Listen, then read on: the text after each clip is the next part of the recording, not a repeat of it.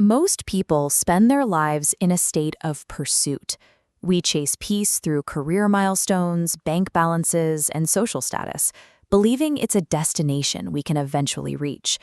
Yet many find that even after achieving their biggest goals, something inside them stays endlessly restless. This restlessness is driven by hedonic adaptation. When you hit a milestone, your brain releases a surge of dopamine, but that reward is temporary. The brain quickly habituates to the new circumstances, turning yesterday's achievement into today's baseline. This creates the arrival fallacy, the false belief that lasting contentment exists just on the other side of the next major event.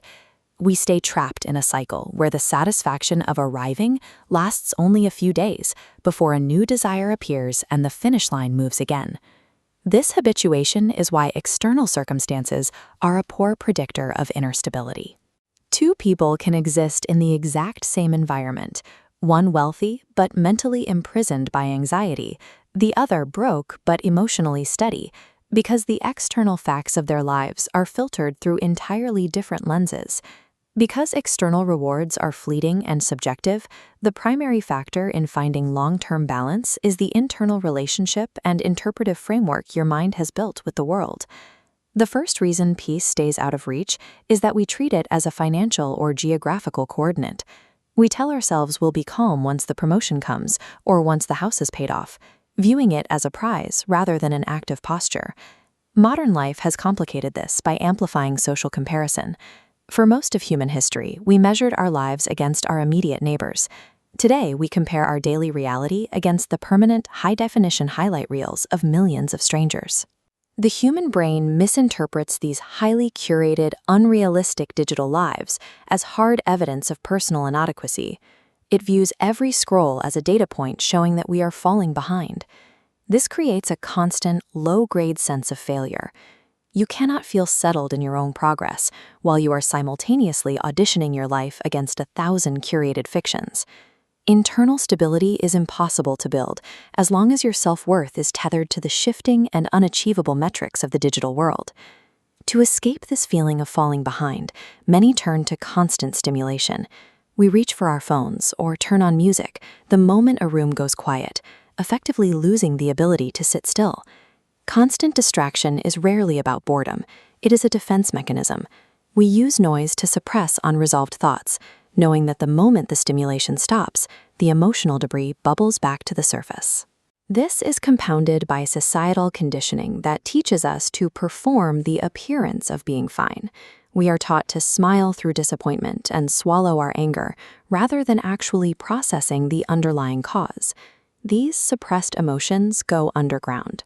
They eventually manifest as causeless anxiety, sudden irritability, or a chronic heaviness that never lifts, because the mind is still fighting a war it has refused to acknowledge. Peace is mathematically impossible to construct on a foundation of ignored feelings. Avoidance always has interest attached, and eventually the debt must be paid. The deepest layer of unrest comes from a cognitive argument with reality. We spend immense mental energy demanding that the past be different, insisting that certain events should not have occurred. This refusal to accept what has already happened traps the mind in a perpetual war zone. We are fighting an unchangeable history, which is an inherently exhausting and losing battle. This often manifests as resentment and unforgiveness. We carry bitterness as a form of protection, not realizing it functions as an emotional poison that keeps us tethered to the very pain we want to escape. Self-blame is uniquely heavy. It involves punishing a version of yourself that no longer exists for decisions made with less wisdom than you have now. The individuals with the least inner turmoil are rarely those who were handed the easiest lives. They are simply the ones who have surrendered their argument with the reality they were given. Shifting into peace requires moving away from the idea that it is something to find. It is a state of mind that must be built through intentional, daily cognitive habits. The Japanese concept of ma, or negative space, provides a useful framework. It suggests emptiness is not a void, but a requirement for meaning. Creating ma means sitting in stillness long enough to actually hear yourself think, without the interference of external noise. This process relies on an architecture of subtraction. It requires shedding the illusion of control, the addiction to constant stimulation, and the weight of old resentments. Peace functions as an emotional anchor. It provides the capacity to remain steady, even when life's inevitable disappointments create chaos in the environment around you. By dissolving the cycle of comparison and ending the argument with reality, we deactivate the mental mechanisms that keep us in a state of unrest. We find peace when we stop demanding life be perfect before allowing ourselves to feel steady.